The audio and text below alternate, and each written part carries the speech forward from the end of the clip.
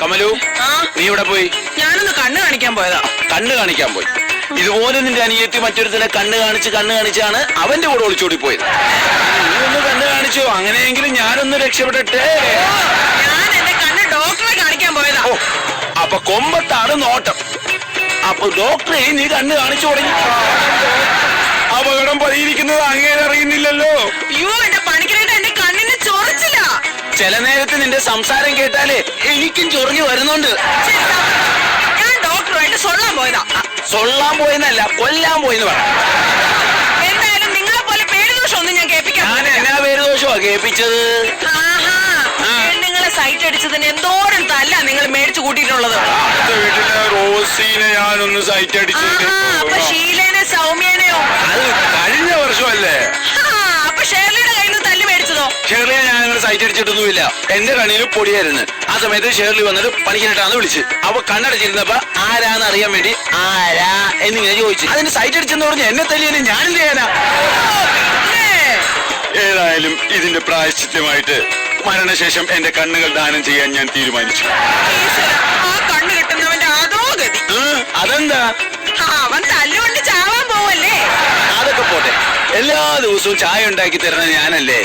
ഇന്നത്തെ ഒരു ദിവസം നിന്റെ കൈ കൊണ്ട് ഒരു ചായ ഉണ്ടാക്കി താ. അയ്യടാ, വേണമെങ്കിൽ തന്നെ ഉണ്ടാക്കി കുടിച്ചാ മതി. എടി, ഒരു ഭാര്യയുടെ കടമ എന്താന്ന് നിനക്കറിയാമോ? പിന്നെ ഭർത്താവിന് എപ്പോഴും ചായ ഉണ്ടാക്കി കൊടുക്കലല്ലേ ഭാര്യയുടെ കടമ. ഭർത്താവിനെ എടുത്തിട്ട് അലക്കലല്ല ഭാര്യയുടെ കടമ. പണിക്കരേട്ടാ, ഒരു ചായയുടെ കാര്യത്തിൽ നമ്മൾ തമ്മിൽ പ്രശ്നം ഉണ്ടാക്കാം. പണിക്കരേട്ടന് ഇപ്പൊ എന്താ വേണ്ടത്? ഒരു ചായ കുടിക്കണം. അത് പണിക്കരേട്ടൻ അടുക്കളയിൽ പോയി ഉണ്ടാക്കാനും കഴിയത്തില്ല. അതെ, അത്രയല്ലേ ഉള്ളൂ. ഈ പ്രശ്നം ഞാൻ നിസ്സാരമായിട്ട് സോൾവ് ചെയ്ത് റെഡിയാക്കി തരാം. ഇതാ പണിക്കരേട്ടാ, 10 രൂപയുണ്ട്. ചാച്ചപ്പൻ ചേട്ടന്റെ കടയിൽ പോയി ചായ വിടാം. എനിക്കറിയാവുന്ന കാര്യമല്ലേ. എടി, ഭാര്യയുടെ കൈ കൊണ്ട് കിട്ടുന്ന ഒരു പ്രത്യേക സുഖമാണ്. അങ്ങനെയാണെങ്കിൽ ഞാൻ ഇടയ്ക്കിടയ്ക്ക് തരുമ്പോ പണിക്കരേട്ടൻ എന്തിനാ കടന്ന് കാണുന്നത്?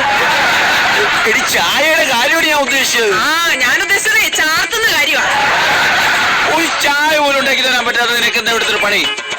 അതെ, എനിക്ക് ഇന്ന് റിയാലിറ്റി ഷോയുടെ എലിമിനേഷൻ റൗണ്ട് അതെന്തായാലും കാണണം. റിയാലിറ്റി ഷോയാ? എടി, ഇതുവരെ നിനക്ക് സംഗീതമായിട്ട് ഒരു ബന്ധവും ഇല്ല. ഇതുവരെ നീ റിയാലിറ്റി ഷോ കണ്ടിട്ടോ ഇല്ല. പിന്നെ എന്തിനാണ് നീ എലിമിനേഷൻ റൗണ്ട് മാത്രമായിട്ട് കാണുന്നത്?